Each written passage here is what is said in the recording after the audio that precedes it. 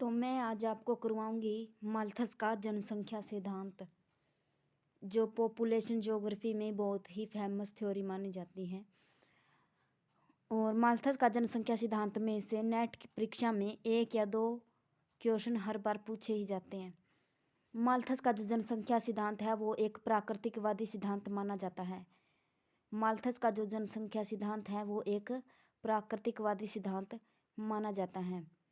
और 1798 में माल्थस महोदय ने एक लेख लिखा था, जिस लेख का नाम है an essay on the principle of population geography.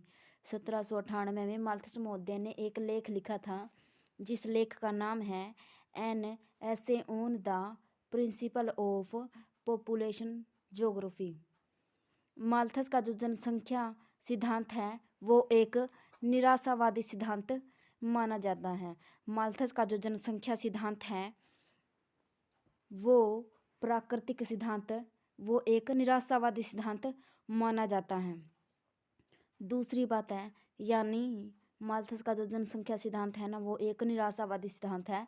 यानी माल्थस महोदय जी एक निराशावादी भूगोलवेत्ता थे।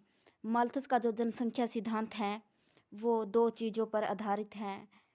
माल्थस का जो जनसंख्या सिद्धांत है वो 2 चीज़ों पर आधारित है।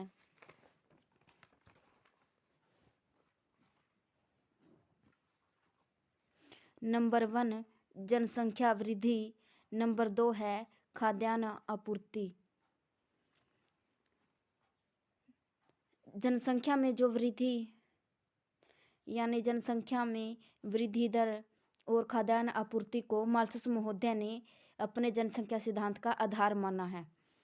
माल्थस महोदय के अनुसार जनसंख्या में जो वृद्धि हो रही है वो एक गुणोत्तर वृद्धि हो रही है। यानी जनसंख्या में जो वृद्धि हो रही है एक गुणोत्तर रूप से वृद्धि हो रही है। यानी 1, 2, 4, 8, 16, 32, 64 इस प्रकार से जनसंख्या में वृद्धि गुणोत्तर वृद्धि हो रही है। नंबर 2 है खाद्यान्न आपूर्ति। खाद्यान्न यानी खाद्यान्न पदार्थों में जो वृद्धि हो रही है वो एक अंकगणितीय वृद्धि हो रही है। जैसे 1, 2, 3, 4, 5, 6, 7, 8, 9 खाद्यान्न पदार्थों में जो आपूर्ति हो रही है ना वो एक अंक गणितीय रूप से हो रही है। जैसे 1, 2, 3, 4, 5, 6, 7, 8, 9। और एक और बात बोली है माल्थस महोदय ने कि या तो फिर हम जनसंख्या को अपनी इच्छाओं पर